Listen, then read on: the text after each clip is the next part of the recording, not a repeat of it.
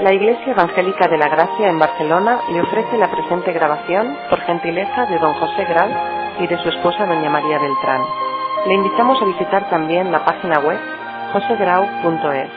Deseamos que Dios le bendiga. El tema de esta tarde es la identidad o naturaleza del catolicismo romano. Hemos visto a lo largo de esta serie de estudios aquellos principios que teníamos en común la cristiandad evangélica con este sistema católico romano y también los puntos de divergencia. El primer día intentábamos contestar la pregunta: ¿es más o es menos lo que nos une que lo que nos separa? El segundo día vimos el testimonio de la historia, vimos cómo el catolicismo romano es imposible de entenderlo sin una perspectiva histórica, ya que es el fruto de toda una serie de etapas, de avatares, de circunstancias, de intereses que se van forjando al correr de los siglos. Entonces pudimos ver cómo, si ha habido algún grupo cristiano que ha cambiado, es el católico romano, a pesar de que ellos sostienen pues que el semper idem, la Iglesia siempre idéntica, siempre la misma. Sin embargo, la verdad histórica no es así. Es un sistema que ha cambiado constantemente. Sin embargo, ya afirmábamos, y quizá algún hermano lo recuerde, que hay cierto aspecto que sí que siempre es igual.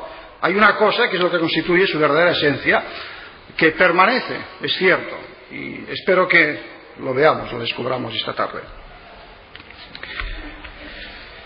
Para comprender el catolicismo romano en su esencia más íntima, debemos de considerar en particular, de una manera especial, la eclesiología y la mariología. Por falta de tiempo y porque me temo que el calor esta tarde va a hacernos el estar aquí sentados escuchando un poco difícil, voy a hablar solamente de la eclesiología. Quizá algún día puede haber oportunidad para hablar también de la mariología, la doctrina en cuanto a María, que es fundamental en cuanto que expresa mucho de lo que es la naturaleza de este sistema. Pero la eclesiología es básica, porque en la eclesiología la Iglesia Católica Romana tiene el espejo en el cual se mira y en ella afirma lo que cree ser y lo que cree poder ofrecer al mundo. Al mismo tiempo, esta eclesiología la distingue de todos los otros grupos o iglesias. Por ejemplo, es lo que hace contraste con nosotros, las iglesias que surgieron de la Reforma. Cuando concluyó el último concilio, en el año 65, hubo una gran conmoción y se levantaron muchas esperanzas, porque había gente, muchos, tanto dentro como fuera de la Iglesia Católica Romana, que pensaban pues que se iba a producir un cambio enorme, un cambio que iba a hacer del catolicismo, con aquella imagen absorbente, dominante, pues se iba a convertir en otra cosa, y daba la impresión que pues iba a ser el catolicismo romano una iglesia evangélica más. Sin embargo, han pasado los años y esto no ha sido así. Y así ni se han cumplido los temores de los integristas, que creían que después de este concilio vendría la desintegración, ni tampoco los que esperaban una renovación como la que se produjo en el siglo XVI. Entonces, ni renovación ni desintegración. Entonces, ¿qué? ¿No ha habido ningún cambio? Los ha habido, indudablemente. Cualquiera que lo recuerda lo que era el catolicismo romano hace 20 años, con sus misas en latín, hechas de espaldas al pueblo y un sinfín de cosas más, pues sabe que ha habido cambios. ¿Pero qué han significado estos cambios? ¿Ha significado un cambio en la sustancia, en los propósitos? Bien, la tesis a la cual yo me suscribo, me apunto, después de muchos años de investigar sobre el catolicismo romano, es la de autores como Subilia y otros eminentes autores evangélicos, teólogos de hoy día, que dicen: El cambio habido en el catolicismo romano admite solo una explicación dialéctica.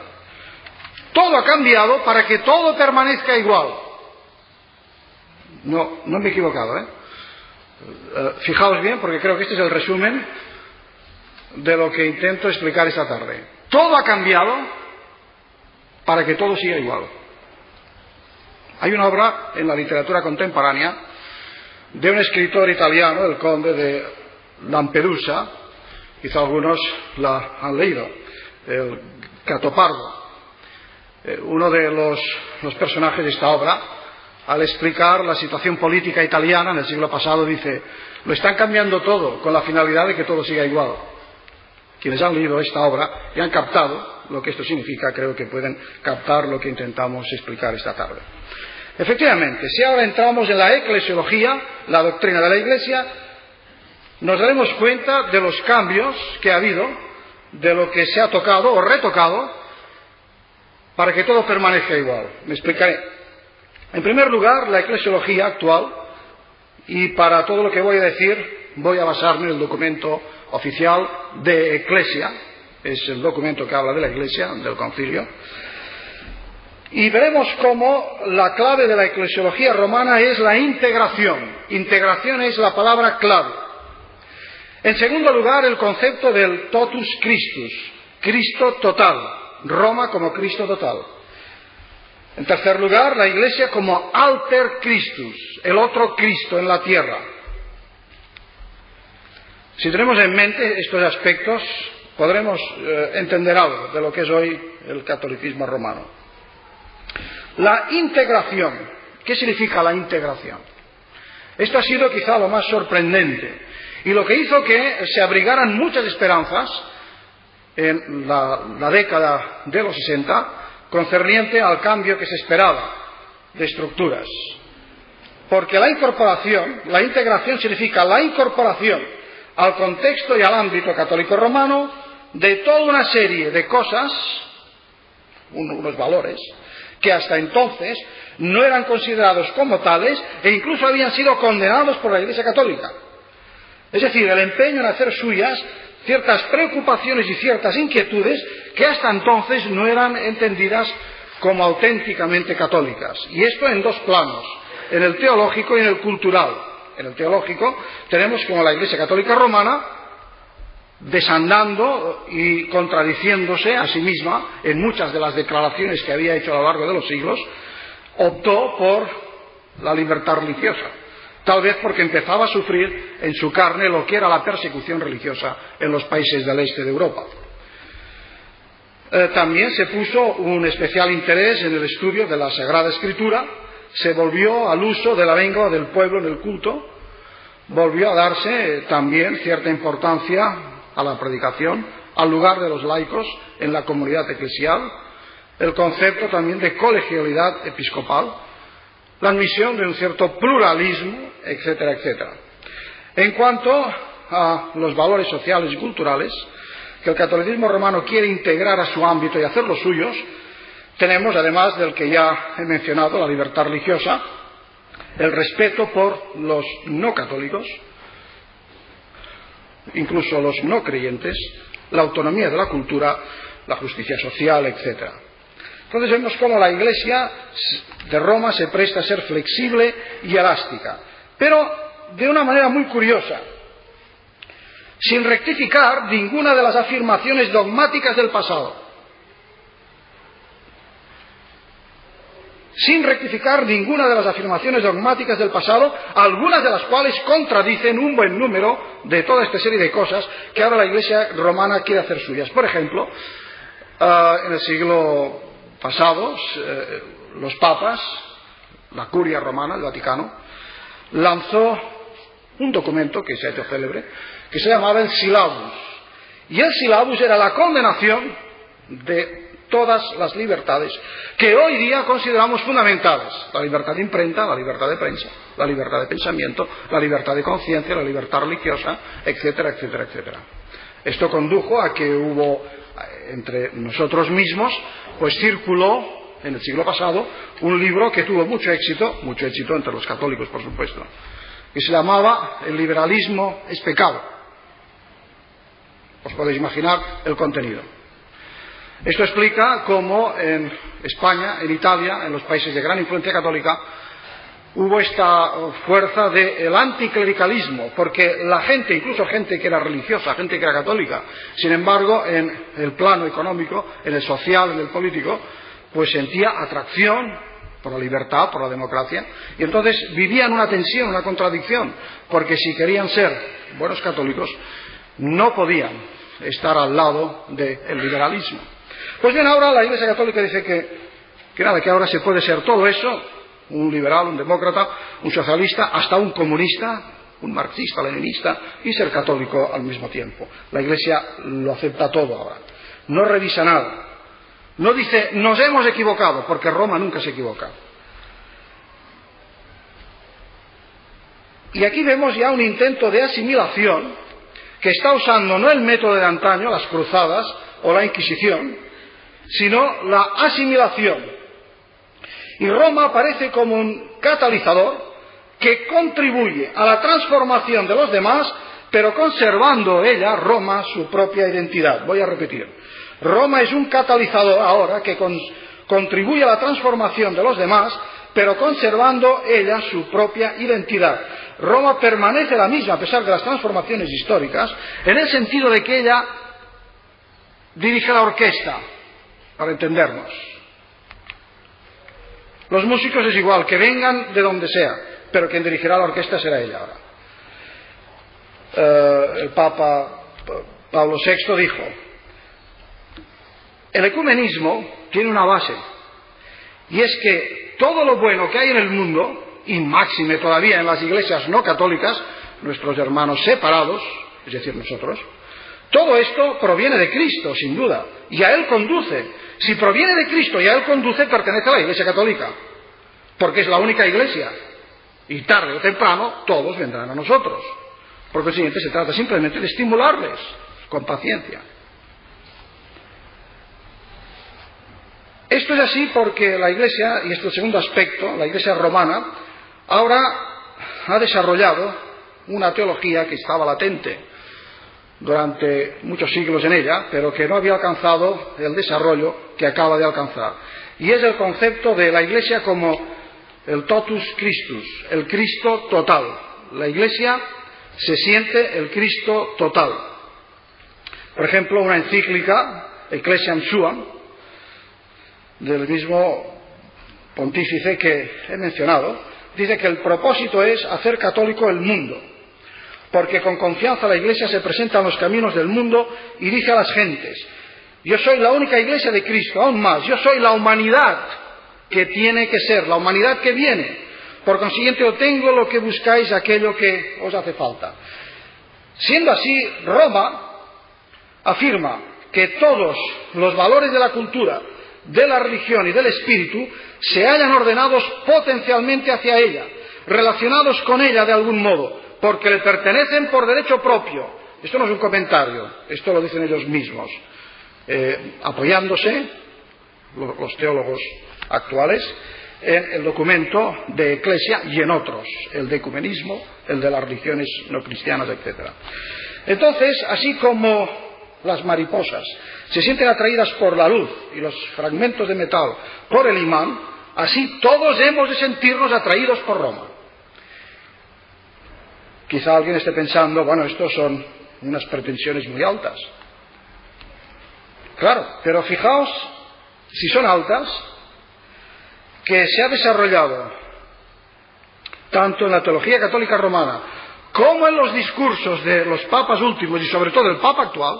Para no cansaros, no voy a leeros textos y textos y más textos, pero cualquiera que siga con un poco de atención los discursos, las encíclicas del papa actual, hay una cosa, bueno, hay un montón de cosas que sorprenden, pero hay una sobre todo que para nosotros es terrible, es incomprensible, es inaudita. Es la identificación de la Jerusalén celestial de Apocalipsis 21-22, la Jerusalén nueva, la identificación de la Jerusalén celestial con la Roma actual, y saltándose toda hermenéutica y toda exégesis, se afirma, por ejemplo, lo siguiente: sabe muy bien Roma que debe de asociarse a aquel rey, a Cristo, a quien fueron dadas en heredad todas las naciones. La Iglesia Católica tiende eficaz y constantemente a recapitular la humanidad entera con todos sus bienes.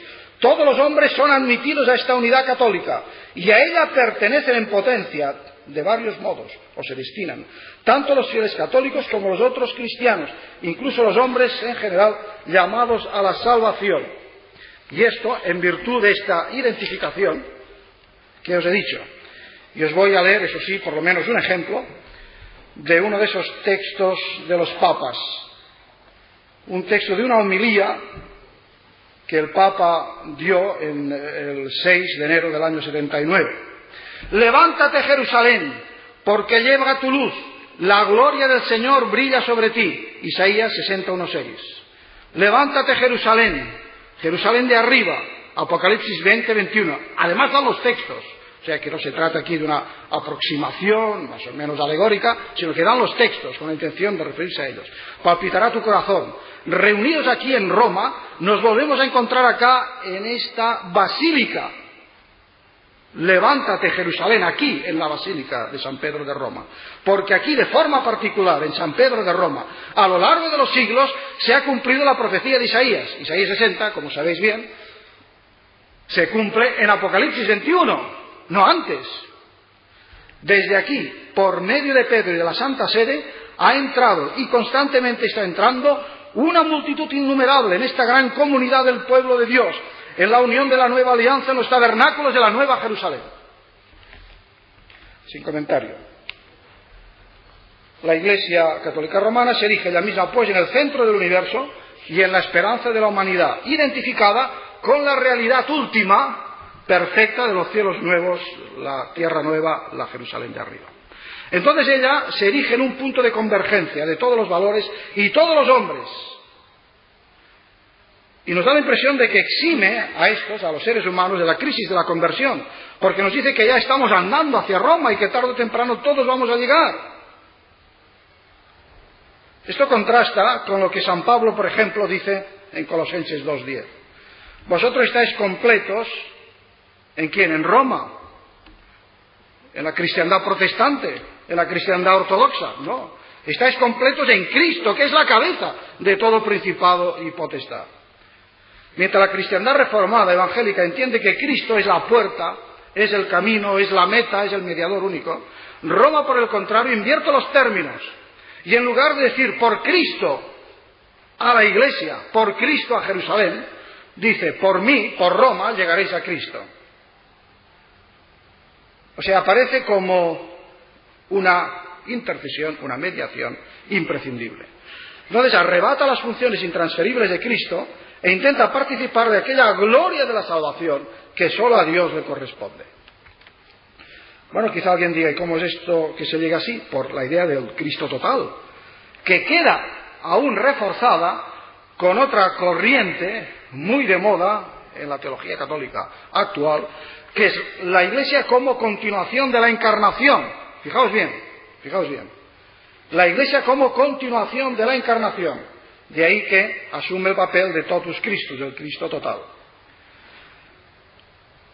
La distancia entre lo divino y lo humano, sabemos que la salvó Jesucristo en su encarnación, porque en Jesucristo se reunió la humanidad con la divinidad.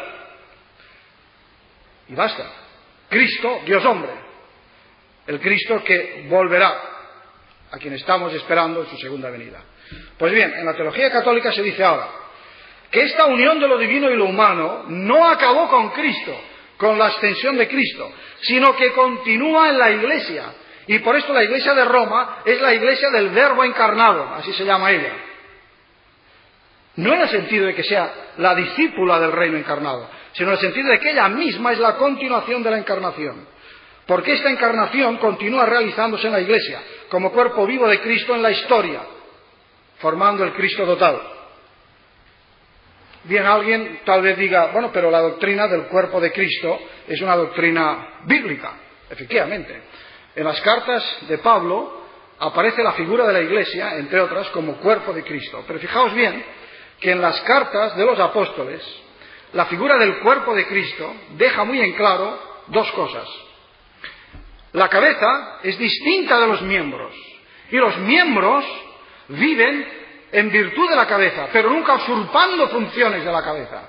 Es decir, que si algo está claro en la imagen de Pablo de la Iglesia como cuerpo de Cristo, es que el cuerpo de Cristo vive de la cabeza, se nutre de la cabeza y permanecerá fiel hasta el final por la cabeza, por la gracia de la cabeza. La cabeza es la que da la vida, le da la savia, la que dirige, y la que es infalible, y la que es perfecta. Pues bien, la diferencia entre cabeza y los miembros se desvanece, se diluye. En el concepto de la Iglesia como continuación de la encarnación, esto desaparece. La Iglesia ya es el todo Cristo, y en la persona del vicario de Cristo ya desaparece toda diferencia. Por esto no nos extrañe que un hombre como Juan Bosco, canonizado en los altares por Roma, decía que cuando él oye hablar al Papa, oye a Dios, porque está convencido de que cuando el Papa reflexiona y medita, Dios está dentro de él reflexionando.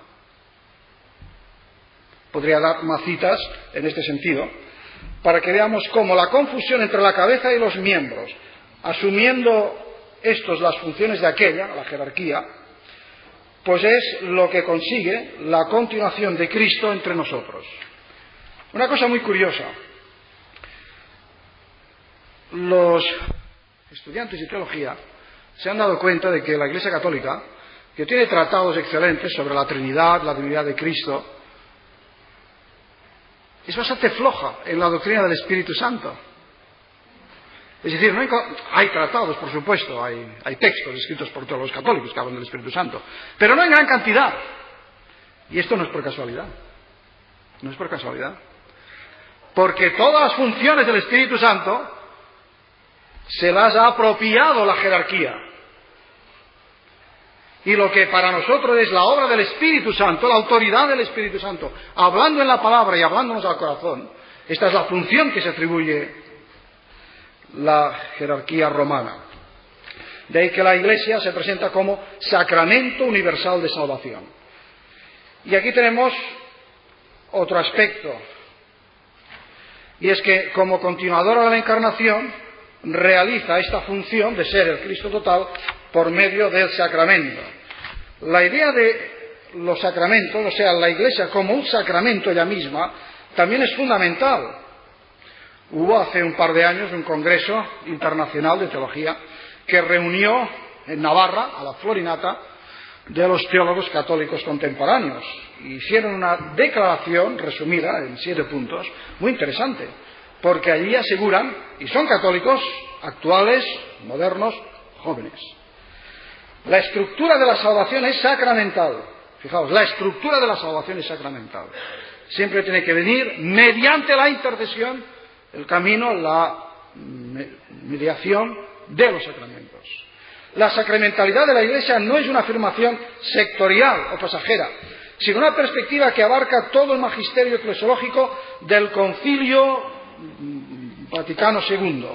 La categoría de sacramento aplicada por el Concilio a la Iglesia, a la que describe como sacramento universal de salvación, pone de manifiesto que la Iglesia es continuadora de la encarnación, instrumento único y necesario de salvación. Al hablar de la Iglesia como sacramento, subrayamos la unión de la Iglesia con Cristo. Y los 7 sacramentos instituidos por Cristo, me gustaría ver los textos bíblicos, son esenciales a la sacramentalidad de la Iglesia. La Iglesia es signo e instrumento de la acción de Cristo en el mundo. Une a los hombres con Dios a través de los sacramentos, nunca fuera de ellos. Y así, por este camino. Bien, entonces la idea aquí importante es que nos demos cuenta de que la Iglesia, al presentarse como sacramento universal de salvación, como Iglesia del Verbo encarnado, como continuadora de la encarnación, como dirigiéndose a toda la humanidad a la que considera ya suya, de hecho está entrando en un terreno que algunos ya han visto, se han dado cuenta que es el terreno del universalismo. Esto es algo preocupante, muy grave. La Iglesia Católica vemos en teólogos como Rahner, Kuhn y otros, que está entrando en el camino del universalismo, que es la teoría que cree que a fin de cuentas todos los hombres serán salvos. Todos los hombres son salvos. La única diferencia es que unos lo saben y otros no. Unos son católicos a conciencia y otros tienen que serlo algún día, pero aún no se han dado cuenta. Pero el Vaticano II sigue afirmando: todos los hombres son admitidos a esta unidad católica del pueblo de Dios que prefigura y promueve la paz, y a ella pertenecen, porque todos están destinados a ella. Iglesia, sacramento universal de salvación. Hasta tal punto que, por ejemplo, leemos el documento sobre ecumenismo y lo comparamos con el documento de Iglesia, y nos damos cuenta de que se habla incluso de las otras religiones no cristianas, el Islam, el hinduismo, el budismo, etc., como preparación evangélica. Preparación evangélica. ¿En qué sentido? Pues que son riquezas que ya tiene el mundo, pero que desembocarán un día en la verdad única de la única Iglesia de Cristo, la Iglesia Católica. Entonces se aprecia todo lo bueno, todo lo verdadero que hay en los judíos, en los gentiles, porque todo eso es como preparación evangélica. No encontramos en ninguno de los textos conciliares citas, por ejemplo, de Romanos 3, aquello de la ira de Dios que está sobre aquellos que no tienen a Cristo. No encontramos textos como aquellos que dicen: todos se desviaron a una se hicieron inútiles, no hay justo ni a un uno. Esos textos se han olvidado. El pecado parece que no existe. La herejía tampoco, el error tampoco. Porque parece ser que el pecado únicamente, el pecado importante, lo que realmente es un pecado fuerte no sería católico romano. Ese parece ser que es el pecado más grande de todos. Bien, entonces vemos pues todo este concepto eclesiológico como una apoteosis que la Iglesia hace de sí misma. Incluso hay quien ha llegado a hablar de narcisismo, y la palabra no es exagerada. Si leéis lo que la Iglesia de Roma dice de sí misma, que es una Iglesia perfecta, que es una Iglesia en la cual Dios mira y se contempla y se agrada, y todas las perfecciones están en ella. Cuando uno lee esto ve un triunfalismo, un narcisismo, que es la negación más grande de lo que nosotros entendemos como lo que debe ser la humildad evangélica, la humildad igualmente eclesiológica. Por ejemplo, os leeré simplemente un texto. La Iglesia Católica Romana es prodigio de fidelidad histórica, de estupenda sociología, de legislación superlativa, donde el elemento divino y humano se funden para reflejar ya ahora sobre la humanidad fiel el designio de la encarnación y de la redención del Cristo total, nuestro Salvador. Y entonces el empeño al cual invitan a todos los católicos es que delante de nosotros, los cristianos no católicos, pues traten de explicarnos mejor lo que es el catolicismo. Entonces hay un gran empeño en explicar, porque dice la fe católica, así se lee en el decreto sobre ecumenismo, hay que exponerla con más profundidad, con más rectitud, para que tanto por la forma como por las palabras puede ser cabalmente comprendida por los hermanos separados. Y aquí parecen olvidar la observación de un eminente teólogo evangélico en Roma durante los años del concilio, que dijo: os es difícil entender que si no somos católicos no es por ignorancia. Los protestantes rechazamos los dogmas del catolicismo romano, no porque no los comprendemos, justamente porque los comprendemos demasiado, los entendemos demasiado bien y los consideramos erróneos. O sea, no es que no seamos católicos por ignorancia, sino que no lo somos por comprender demasiado bien la teología católica romana y compararla con el mensaje de la Biblia y ver que se ha escamoteado el escándalo de la cruz, el pecado del hombre, la gracia de Jesucristo, la soberanía de Dios, la diferencia que hay entre la criatura y el Creador, la cabeza de los miembros. Pero bueno, alguien tal vez diga: nada de esto es nuevo, a pesar de que me estáis hablando del último concilio. Efectivamente, nada de esto es nuevo. Ya lo hemos encontrado a lo largo de los siglos, por esto la segunda de las conferencias de este ciclo quiso ser de tema histórico, porque allí vimos cómo en el siglo XII, en el XIII ya, los concilios aquellos que se celebraron en Letrán, pues ya formularon dogmáticamente lo que es el sacramentalismo romano, convirtiendo en imprescindibles intercesores a los sacerdotes, intercesores entre Dios y los hombres, sacramentalismo y sacerdotalismo, en la Unam Sanctam del año 1302, afirmándose que Roma es el cuerpo místico y que no hay salvación fuera de la lealtad al romano pontífice. En el siglo XVI, contra los reformadores, se decretó que el magisterio romano estaba por encima de la autoridad de la Escritura, etcétera, etcétera. Entonces, ¿qué decir? Como se dice hoy, se oye bastante en sectores católicos ilustrados.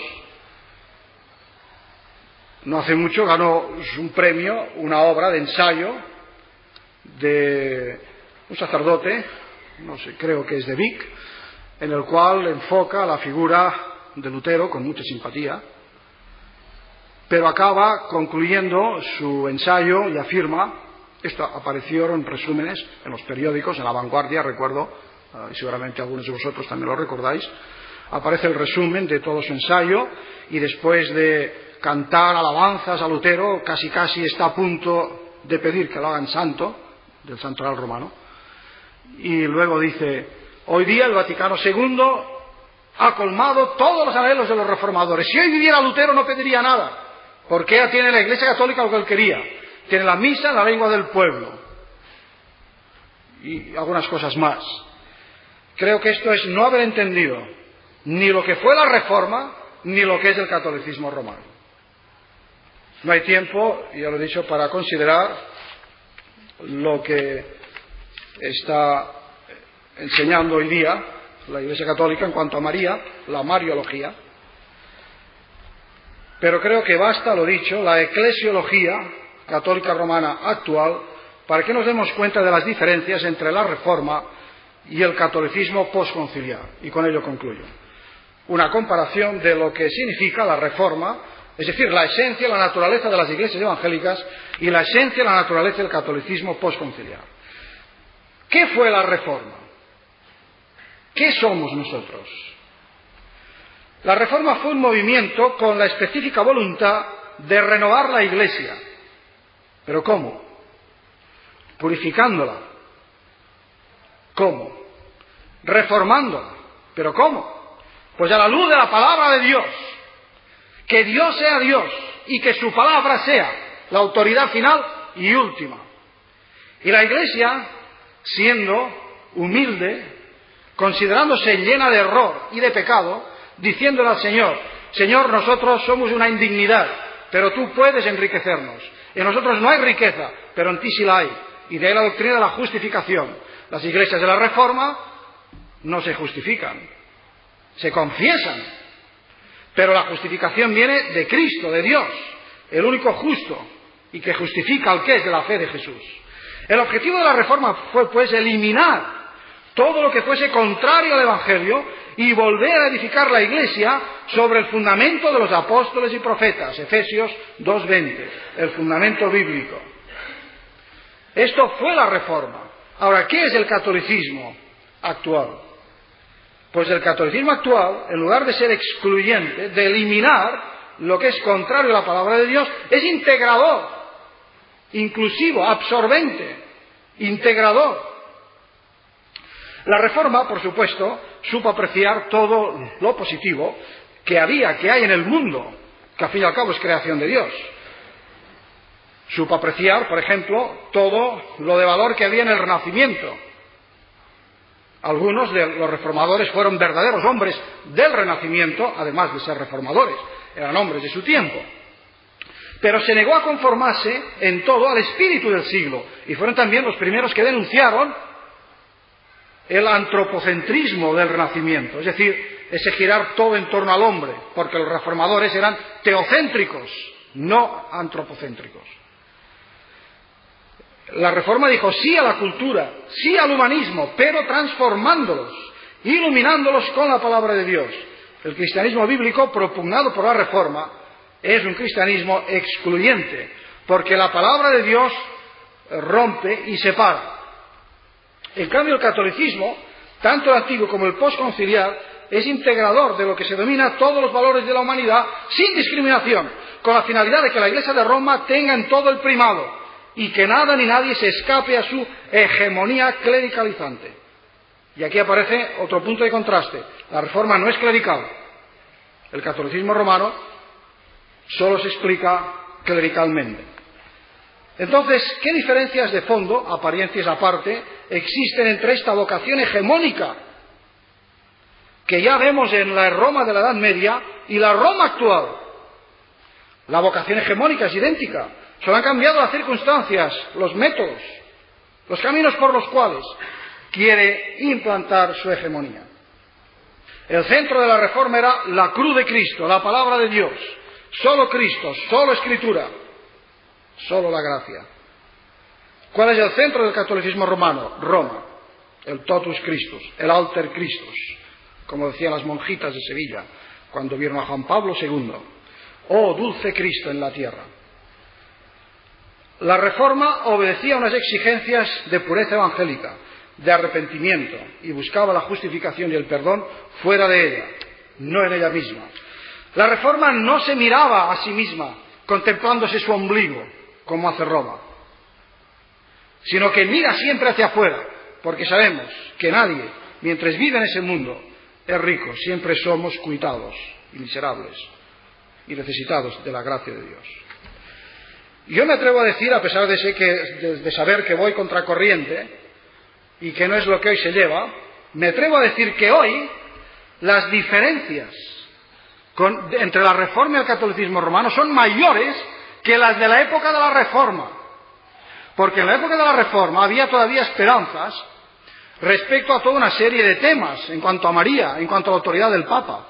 Pero pensad que la infalibilidad del Papa vino después de la Reforma. La Inmaculada Concepción vino después de la Reforma. La Asunción de María a los cielos vino después de la Reforma. De manera que hoy día, repito, es más grande el abismo de separación que entonces. Afortunadamente, entre paréntesis digamos, el clima de diálogo, de tolerancia, acaso impuesta por las circunstancias de nuestra época, esto es estupendo. Pero esto no borra las diferencias de naturaleza, de identidad recíproca. Somos distintos. Por consiguiente, es frívola la afirmación de que el catolicismo actual, después del concilio, ya ha dado satisfacción a todos los anhelos reformadores. Es imposible conducir la Reforma y todo lo que ello representa a la integración romana, a menos que traicionemos su espíritu, a menos que echemos por la borda el solo la Escritura, solo la gracia, solo Cristo. De la misma manera, exactamente, pero a la inversa, resulta imposible la reforma de la Iglesia romana a menos que renuncie a su eclesiolatría, su mariología, su antropocentrismo, su neopelagianismo, etcétera, etcétera. Felicitarse por los textos del Concilio Vaticano II revela una inconsciencia teológica y ecuménica acorde con la superficialidad de nuestra época. Siempre me acuerdo, cuando hago estas consideraciones, del diagnóstico de Lloyd Jones, el gran predicador inglés, que dijo que lo que caracteriza al cristianismo de nuestra época, y se refería a nosotros, es la superficialidad. Entonces, esta superficialidad explica por qué se dicen las cosas que se dicen, y hay los malentendidos que hay, y se puede llegar incluso a sostener que el catolicismo actual pues acoge todos los anhelos de los reformadores. Pensad que el diálogo con Roma no conduce a situarnos a todos debajo de la autoridad de la palabra de Dios. Ojalá fuera así. Ojalá fuera así. Sino que tiende a situarnos debajo de la autoridad del Vaticano, lo cual es otra cosa. Y es porque la referencia no es la Escritura, menos la sola Escritura, sino la institución eclesiástica. Bien, concluyo. El Vaticano II ha significado un cambio de rumbo y de imagen. Sobre todo me olvidaba, un cambio semántico. No hay tiempo de extenderme en este punto. Pero eso sí, el lenguaje ha cambiado totalmente. Ahora las encíclicas, los textos de la Curia Romana están llenos de textos bíblicos. Pero si amáis la exégesis y la hermenéutica, ahí tenéis un buen ejercicio para desarrollar vuestra afición. Ha cambiado el lenguaje, la imagen. Se ha hecho una puesta a punto para los tiempos actuales. Ha significado una revitalización de una institución que parecía anquilosada los últimos 100 años. Se ha limpiado, como quería Juan XXIII, la fachada. Se han abierto las puertas para que entre aire fresco. Pero, lo lamentamos, no ha constituido ni ha realizado ninguna reforma en profundidad de las esencias del catolicismo romano. Al contrario, las ha confirmado más todavía, porque hoy es dogma todo lo que hace 4 siglos eran simplemente corrientes o tendencias, pero ahora son dogmas. Así pues, concluyo que han cambiado muchas cosas para que todo siga igual.